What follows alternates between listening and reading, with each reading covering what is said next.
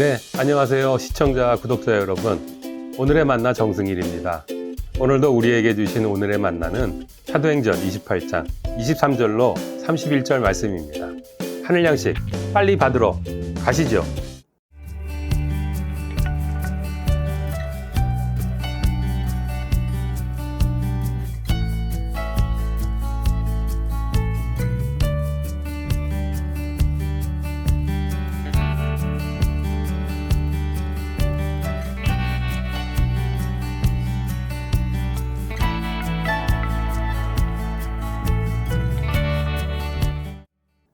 사도 바울은 우여곡절 끝에 로마에 도착합니다.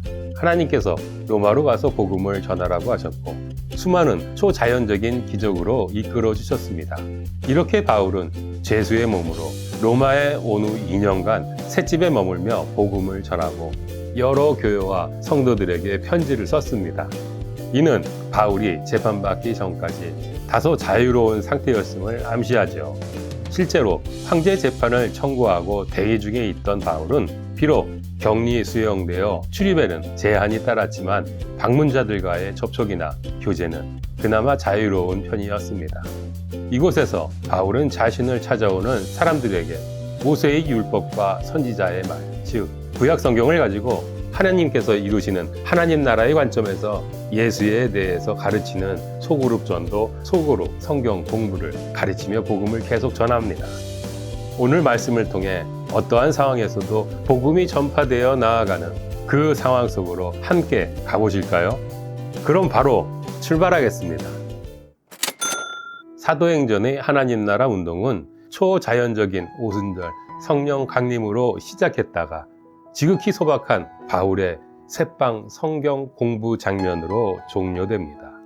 다시 말씀드리면 로마의 새빵에서 성경을 가르치는 바울의 모습은 사도행전 2장의 성령 강림과 3,000명을 일시에 회심시키는 베드로의 오순절 설교 장면에 비해 너무나 소박하고 적극적이지도 않다는 것입니다. 우리는 이 사도행전의 구조를 어떻게 이해할 수 있을까요? 낮아짐의 원리일까요? 내가 낮아져서 내 주변의 사람들이 높임을 받는 그런 섬김의 원리 말입니다.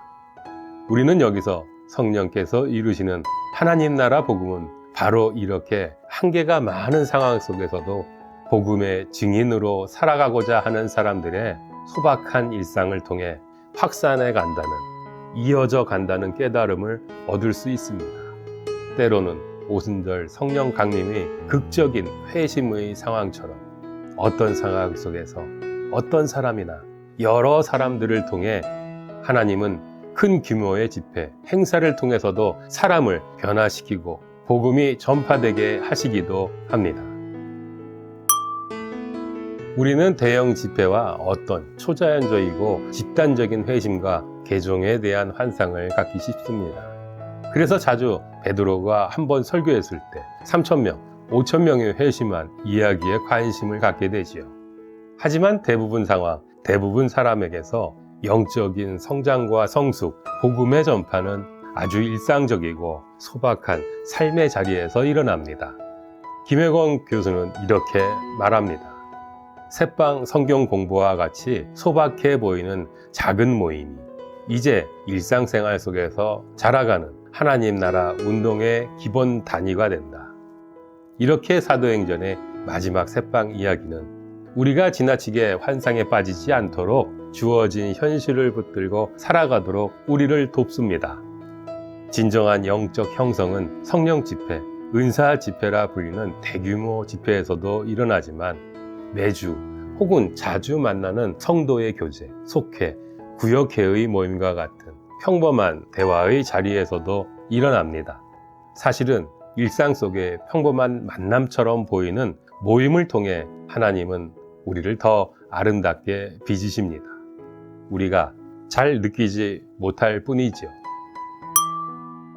사도행전 마지막 장면이 초라한 셋집에서 전도하던 죄수 바울이었음을 묵상해 볼 때 구유에서 태어나신 예수님이 떠오릅니다. 누가복음의 예수 탄생 이야기에 보면 예수께서 태어나실 때 베들레헴이라는 마을로 여행 중이셨고 그때 여관이 없어서 태어난 아기를 구유에 누였다고 기록하고 있습니다. 하나님이 사람이 되실 때 태어나기로 선택하신 곳이 사람의 처소도 아니라 동물, 가축의 거처였다는 것이지요. 하나님이 사람을 사랑하셔서 사람의 구원을 위해 사람이 되실 때 사람의 좋은 집이 아니라 심지어 허름한 집도 아니고 가축의 거처에서 태어나셨다는 것입니다. 왜 위대한 사도 바울의 이야기는 제수 신분의 셋집에서 마무리되고 하나님이 사람이 되신 예수님의 삶은 구유에서 시작해서 십자가의 비참한 죽음으로 나아갈까요? 왜 이렇게 평범하지도 못하고 초라하기까지 할까요? 높은 곳에 있던 물체가 아래로 떨어질 때 발생하는 에너지, 즉 위치 에너지라는 것이 있습니다. 높은 곳에 있던 물이 아래로 떨어지면서 발전기를 돌려서 전기를 만들어내는 수력 발전이 좋은 예라고 할 수 있지요.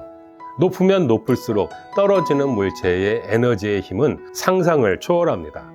오늘 말씀을 묵상하면서 우리의 구원을 위해 하나님께서 위치 에너지를 사용하셨다고 생각해 본다면 이해가 가능해집니다. 하나님이 사람이 되시면서, 그것도 아주 사회적 지위가 낮은 사람이 되시면서, 그래서 심지어 태어나신 곳도 허름한 집도 아닌 최대한 낮고 낮은 가축의 구유를 사용하시면서 아주 큰 생명의 위치 에너지를 만들어내신 것입니다. 그 생명의 위치 에너지를 통해 우리가 세상이, 만물이 구원을 얻을 수 있게 된 것입니다.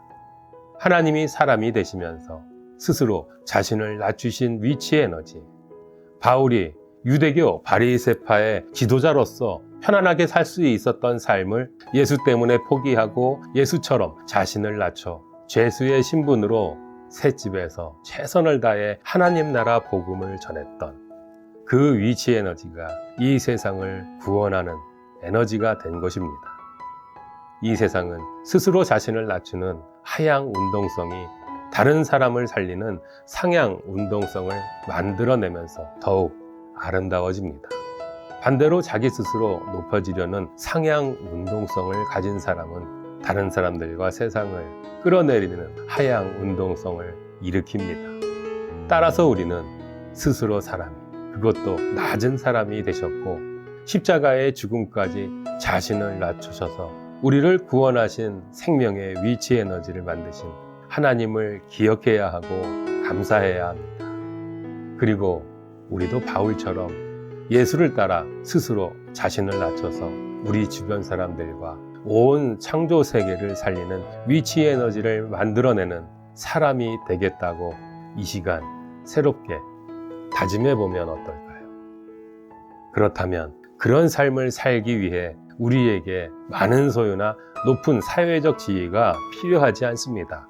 오히려 우리의 생명을 살리는 위치 에너지를 만들어내기 위해서는 오히려 스스로 높아질 수 있으나 낮아지고 많이 가질 수 있으나 적은 소유로 만족하는 삶의 태도가 필요하다는 것입니다. 셋집과 구유가 이를 증명해 줍니다. 예수는 왕궁이 아니라 구유에 오셔서 세상을 살리셨고 바울은 제수 신분으로 셋집에 살면서 세상을 살리는 일을 하지 않았습니까? 오만가족 여러분, 혹시 바퍼 나눔 운동을 들어보셨는지요? 복음의 증인으로 살아가고자 했던 한 전도사의 소박한 일상이 만들어낸 섬김과 나눔. 그 이야기는 이러합니다. 서울 청량리 일대에서 35년 긴 세월 동안 배고픈 이들에게 매일 따뜻한 밥 한 그릇을 대접해주는 곳이 있습니다. 지금도 하루 평균 800명이 찾고 있고 지금까지 제공한 식사만 무려 1,400만 그릇이라고 합니다.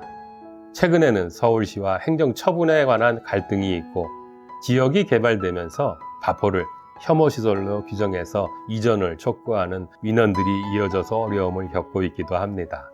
그런데 이 공동체의 시작은 최일도 목사님이 1988년 11월부터 쌍꿀다리라고 불리는 답심리 굴다리 지하차도에서 라면을 끓여서 나눠주는 작은 나눔으로 시작되었습니다. 어떤 기간을 세우겠다는 포부가 있었던 것도 아닙니다. 그냥 배고픈 사람을 위해.